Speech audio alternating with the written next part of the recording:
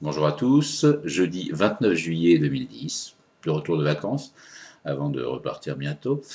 Alors en marge du feuilleton Bettencourt, des gesticulations sécuritaires de Sarko et de la suite des 80 jours de retransmission sportive de France Télévisions, un événement qui vient de se produire m'a marqué, comme il a dû marquer tous les honnêtes hommes. Les Catalans viennent de voter à 68 voix contre 65 pour l'interdiction de la corrida. La corrida, cette fameuse boucherie culturelle, est donc interdite dans une deuxième région d'Espagne, après les Canaries. Cette corrida qui d'ailleurs ne remplissait plus les arènes à Barcelone, comme si cette région à part avait d'autres valeurs que cette fameuse tradition espagnole à notre âge. Alors après le résultat du vote, l'argument des pro-corrida place cette issue sur le terrain de la volonté d'indépendance de Barcelone face à Madrid, mais en aucune façon le rejet de cette activité tauromachique. Comme si un Espagnol normalement constitué ne pouvait rejeter cette pratique traditionnelle inscrite dans les gènes, et qu'il n'y avait que des rapports de force politiciens pour expliquer ce vote.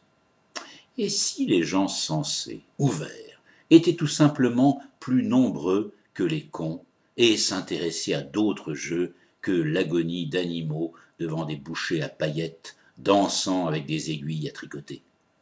Eh oui, on peut rêver, alors qu'on sait bien qu'il faudra plusieurs générations pour éliminer la barbarie.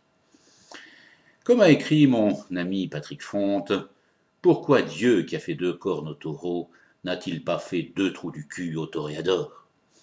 C'est un raccourci, mais tout est dit.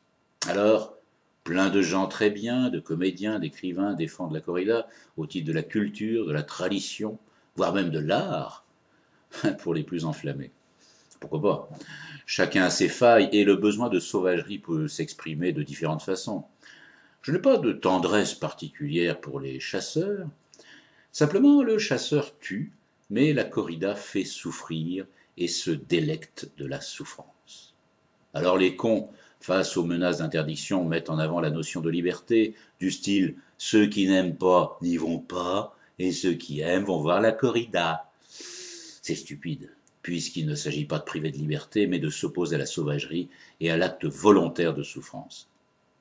J'ai bien rigolé en voyant un certain André Viard, ancien torero et défenseur français de la corrida. Pardon, de la culture taurine, c'est plus classe. Il ne croit pas que ce vote est un recul des pro-corrida, mais au contraire les renforce dans le bien fondé de leur juste cause.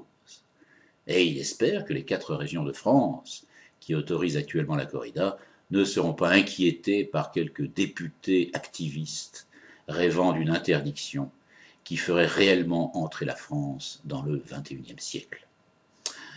En attendant, déjà 2 régions en Espagne, c'est déjà ça. La 3e viendra peut-être plus vite qu'on ne croit. Il n'y a pas de raison que l'humanisme ne s'applique pas aux animaux. Pour l'instant, souhaitant à nos politiques de réfléchir au sujet, je dirais aux 68 députés catalans, et encore, bravo.